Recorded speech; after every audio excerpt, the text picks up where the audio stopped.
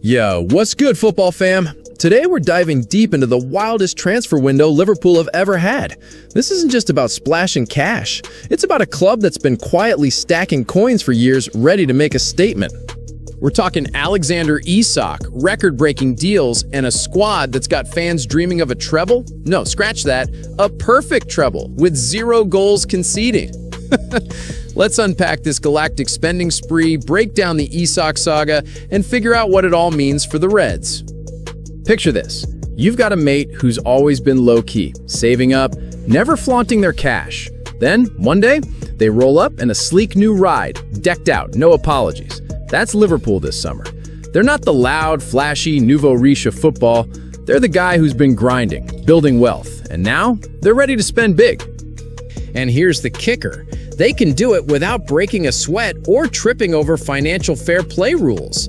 A recent deep dive by The Athletic laid it all bare. Liverpool's owners, Fenway Sports Group, have been tight-fisted for years, investing in infrastructure like Anfield's upgrades while keeping transfer spending modest. In 2023-24, they owed just 81 million euros to other clubs, peanuts compared to other Premier League giants. Meanwhile, their revenue, a record-breaking 800 million euros last season thanks to Premier League winnings, Champions League cash, and a shiny new Adidas deal worth 70 million euros a year. Liverpool's financial position is rock solid, folks. They can drop over 100 million on Isak, maybe even snag Crystal Palace's Mark Guéhi, and still sleep easy knowing PSR, profitability, and sustainability rules won't come knocking. Now, let's talk about the main event, Alexander Isak. This guy's the hottest striker in the Premier League right now, and Liverpool are all in. Reports from Fabrizio Romano and Florian Plettenberg say the Reds have already agreed personal terms with the Swedish star for a contract until 2031, matching the wages of their new signing, Wirtz and Ekitike. But Newcastle, they're playing hardball, slapping a $150 million price tag on their talisman. Liverpool's opening bid of $120 million got laughed off, and Newcastle won't budge until they find a replacement, maybe RB Leipzig's Benjamin Sesko. So, why Isak? Let's break it down. At 25, he's coming off a monster season with Newcastle, 27 goals and 6 assists in 42 games across all competitions. The guy's a complete package, 6'3" tall, silky smooth on the ball, lethal in the box, and clutch with one-touch finishes. Fans on X are calling him Zlatan 2.0 for his blend of athleticism and finesse. Sure, he's not the most aggressive presser, but who cares when you're dropping 70-plus goal contributions in 3 seasons? Isak's not just a striker, he's a game changer who can play off Salah, link up with Wirtz, and dominate aerial duels. Compared to alternatives like Real Madrid's Rodrigo, who's talented but inconsistent, Isak's proven he can hack into the Premier League's pressure cooker. Now, some of you might be thinking, hold up, didn't Liverpool just sign Florian Wirtz and Wirtz and Ekitike? Why another forward? Fair question. Let's rewind. Luis Diaz is off to Bayern Munich. Diogo Jota, tragically, is no longer with us. Darwin Núñez? Arne Slot doesn't fancy him, and he's likely on his way out. That leaves Mohamed Salah as the only proven attacker from last season's title-winning squad. Liverpool aren't just buying stars, they're rebuilding their entire front line.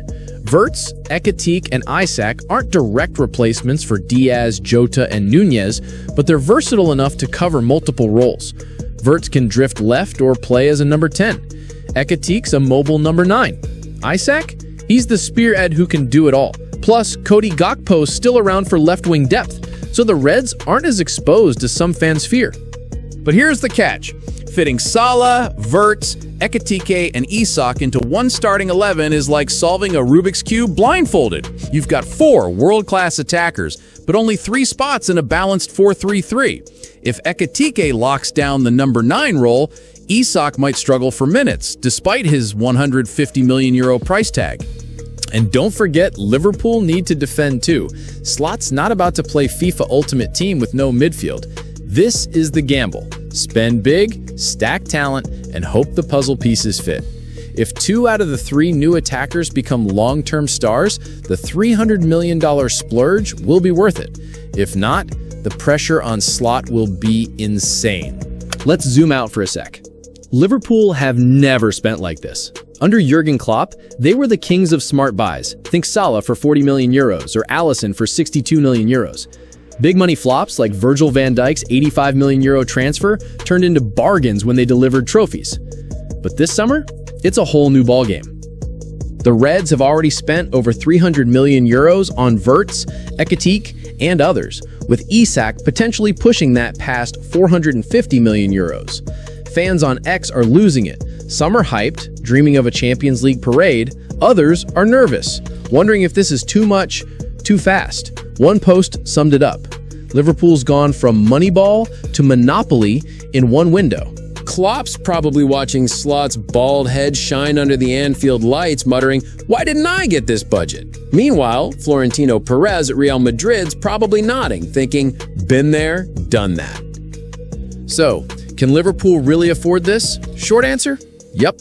Their financial muscle comes from years of restraint, plus massive commercial growth. The Adidas deal, Champions League revenue, 97 million euro, and Premier League prize money, 205 million euro, have filled their coffers. But here's the flip side. The expectations are now through the roof. Fans aren't just hoping for a title, they're demanding a treble, maybe even a quadruple, with a side of invincibility. If Isak doesn't bang in 20-plus goals, or if Ekitike flops, the meltdown on X will be apocalyptic. Slot's got the toughest job in football right now, turning this super team into a cohesive unit while living up to Klopp's legacy. The pressure's not just on the players, it's on the entire club to justify this galactic gamble. Let's weigh the pros and cons of signing Isak. Pros: he's a proven Premier League star, versatile, and in his prime. He'd give Liverpool a true heir to Salah's throne as the attack's leader. Plus, his aerial dominance would feast on crosses from Frimpong. Cons: the 150 million euro feat is nuts, even for Liverpool. There's a risk of squad imbalance if Ekitike and Isak compete for the same spot, and if Newcastle dig in, this deal could drag on, distracting the team as the season starts. My take? The pros outweigh the cons, but only if Slot can make the pieces fit. So, what's the vibe on this transfer? I'm giving it an 80% chance of happening. Isak's made it clear he wants Liverpool, even skipping Newcastle's training to push for the move. The Reds have the cash, and Newcastle is already eyeing Seshko as a replacement. But it won't be easy. Newcastle's pride is on the line. Selling their star to a rival stinks. Expect some serious haggling, maybe a 140 million euro compromise. If it goes down, I'd bet on a deal in the next 13-14 days, just before the Premier League kicks off. Let's wrap up with a quick look at Liverpool's transfer window.